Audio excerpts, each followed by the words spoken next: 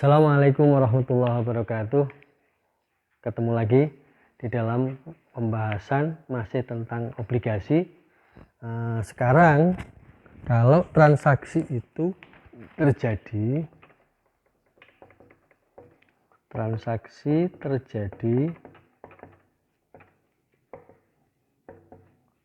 tidak bersamaan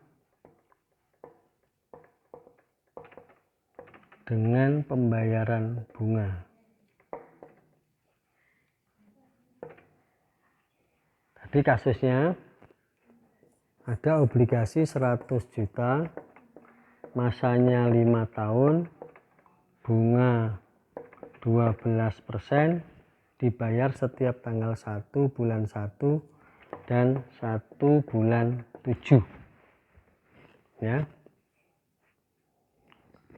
Nah, yang saya contohkan sebelumnya adalah transaksinya terjadi bersamaan dengan ini. Nah, sekarang kalau transaksinya tidak di tanggal 1 bulan 1 atau 1 bulan 7, maka di situ akan muncul yang namanya bunga berjalan. Ya, bunga berjalan yang nanti harus dibayar terlebih dahulu oleh pembelinya. Ya, dibayar terlebih dahulu oleh pembelinya, ditalangi dulu oleh pembelinya. Kalau bahasa Jawa ditomboki dulu, jadi ditalangi dulu oleh pembeli bunga berjalan ini. Cara menghitung bunga berjalan itu begini.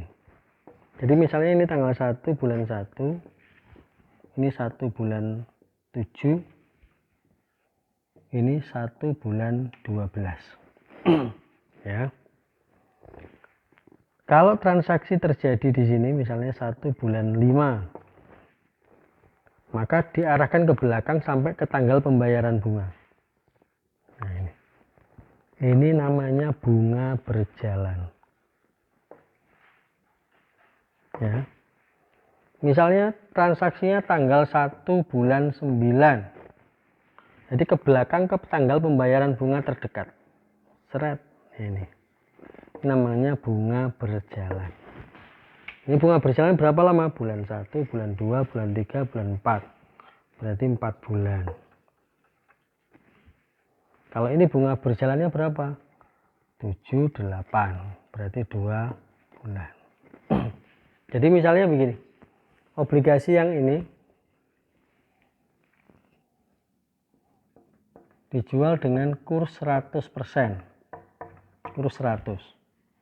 Pada tanggal 1 bulan 5 tadi ya. Tadi ketemu, saudara ngitung bunga berjalan dulu ke belakang, ketemu 4 bulan. Jadi bunga berjalannya adalah 100 juta. Bulannya dulu ya, bulannya udah ketemu tadi ya. Bunga berjalannya adalah 4 bulan. 4 bulan.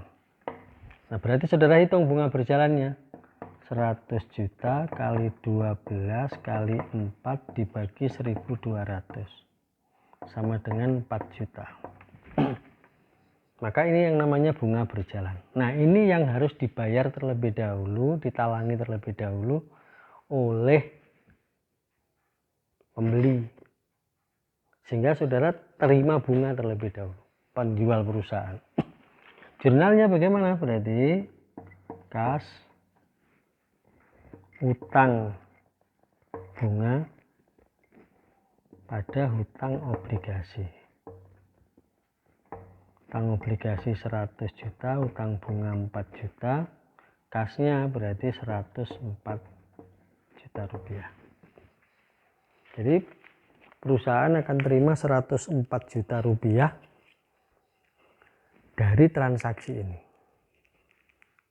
Nanti pada tanggal pembayaran bunga, karena tadi di sini 1 bulan 7, perusahaan harus membayar secara keseluruhan. Berarti 100 juta kali 12 kali 6 dibagi 1.200 sama dengan 6 juta. Dari 6 juta ini yang 4 adalah membayar utang terlebih dahulu, yang 2 dibayar. Berarti jurnalnya gimana? beban bunga utang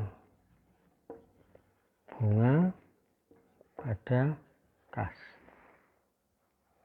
Beban bunganya 2 juta, utang bunganya 4 juta, kasnya 6 juta. Gitu. Jadi bunga berjalan itu dibayar oleh pembeli. Nah, ketika saudara menerima berarti menganggap itu sebagai utang.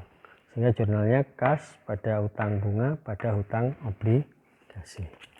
Nah, sekarang bagaimana kalau misalnya tadi kan saya pakai kurs 100. Misalnya kursnya 110 ya.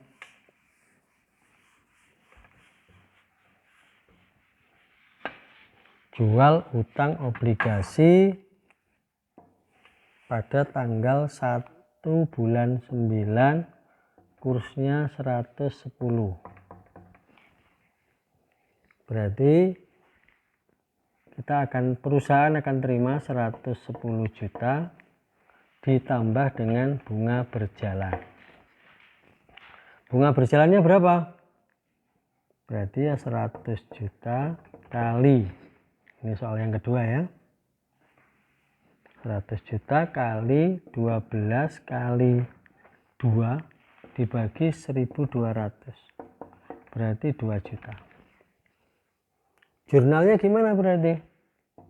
Kas ya, utang bunga, kemudian premi obligasi,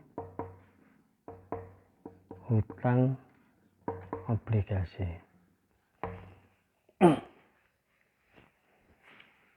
Hutang bunganya 2 juta, premi obligasi 10 juta, berarti 112 juta.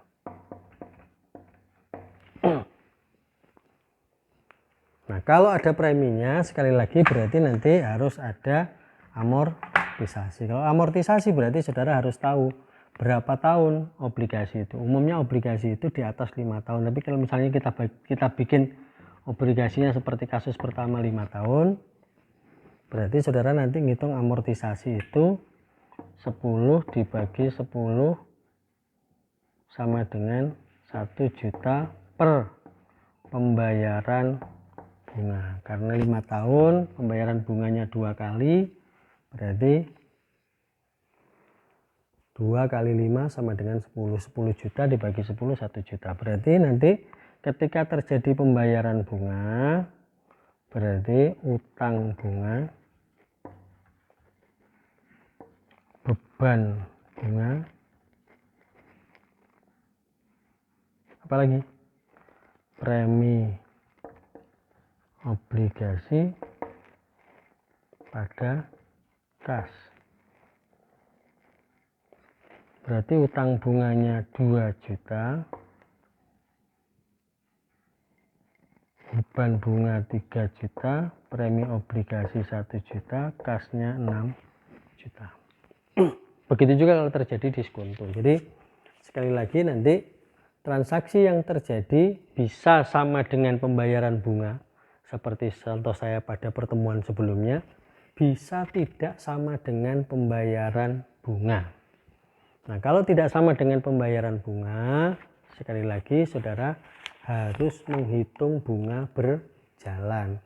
Cara menghitung bunga berjalannya adalah tanggal transaksi ke belakang kepada tanggal pembayaran bunga terdekat. Tadi kalau misalnya 1 bulan 5 tadi berarti kan April, Maret, Februari, Januari, 4 bulan. Kalau tanggal 1 bulan 9 berarti Agustus, Juli ya. Agustus sama Juli berarti sama dengan 2 bulan. Nah, bunga berjalan itu dihitung dan dibayar terlebih dahulu oleh pembelinya. Sehingga saudara bagi perusahaan yang menerbitkan obligasi, dia akan terima bunga tetapi diakui sebagai utang. Diakui sebagai utang. Nah, kemudian hutang obligasinya tetap ya hutang obligasinya tetap ini 100 ya, 100 juta. Nah, kemudian yang kedua, kalau tidak ada premi atau diskonto ya maka langsung. Berarti jurnal pada saat pembayaran bunga, utang bunga, bunga yang diterima tadi, beban bunga, kas. Tetapi kalau ada diskonto atau premi maka harus ada amortisasi. Pokoknya kalau nilainya tidak sama dengan 100 maka mutlak ini harus ada amortisasi. Ini. Nah, oleh karena itu saudara ya wajib menghitung amortisasi. Nah, amortisasinya kemudian diperhitungkan saat pembayaran bunga. Itu saudara-saudara, jadi yang terkait dengan amortisasi ini bagi penerbit surat berharga. Nah, kalau bagi yang membeli berarti obligasi itu masuk kategori investasi jangka panjang. Jadi bedanya nanti kalau ini bagi yang menerbitkan merupakan utang jangka panjang, bagi yang membeli merupakan investasi jangka panjang. Sehingga kalau tadi di sini misalnya ada utang bunga ya bagi pembelinya berarti kan ada piutang bunga yang dibayarkan terlebih dahulu. Nah, nanti gimana kalau kemudian obligasi itu dilunasi pada tanggal sebelum tanggal jatuh tempo. Nah, kalau sebelum tanggal jatuh tempo dilunasi obligasinya itu, maka saudara harus lihat karena dilunasi itu dibeli kembali oleh ini atau dengan cara yang lain. Kalau dibeli kembali tinggal lihat tanggal transaksinya. Kalau transaksinya lebih mahal dari nilai bukunya ya maka terjadi laba. Kalau lebih kecil ya berarti terjadi rugi. Itu kalau misalnya terjadi seperti itu. Cuman umumnya obligasi itu kalau tidak terjadi apa-apa kemungkinan itu adalah akan dilunasi pada tanggal jatuh tempo. Jadi kalau misalnya betul-betul terjadi, sekali lagi nanti laba itu kalau harga obligasi lebih rendah dari nilai buku, rugi kalau harga obligasi di bursa lebih tinggi dari nilai buku, dan impas kalau harganya sama. Itu kira-kira pembahasan kita yang terkait dengan obligasi, khusus yang terkait dengan pembahasan transaksi yang terjadi tidak sama dengan tanggal pembayaran bunga. Kewajibannya adalah menghitung bunga berjalan. Hal yang terkait dengan amortisasi, apakah itu premi dan diskonto, tetap diperlakukan sebagai amortisasi sebagaimana yang sudah saya jelaskan dalam video sebelumnya. Kira-kira itu saudara-saudara, dan akhir pertemuan ini tentu saya berharap saudara bisa mempelajari kembali. Kalau belum paham ya diputar ulang. Tadi sudah saya jelaskan 2 kali, tinggal diputar ulang sampai saudara paham, dan kemudian saudara bisa berlatih di buku yang ada yang saya wajibkan pada latihan-latihan itu. Kalau ada yang tidak bisa, saudara bisa bertanya via grup WhatsApp, dan itu berarti akan saya jawab juga lewat grup. Itu kira-kira, dan terima kasih atas perhatian saudara-saudara semua. Mohon maaf bila ada yang kurang. Allahumma fiq la kami tarik. Wassalamualaikum warahmatullahi wabarakatuh.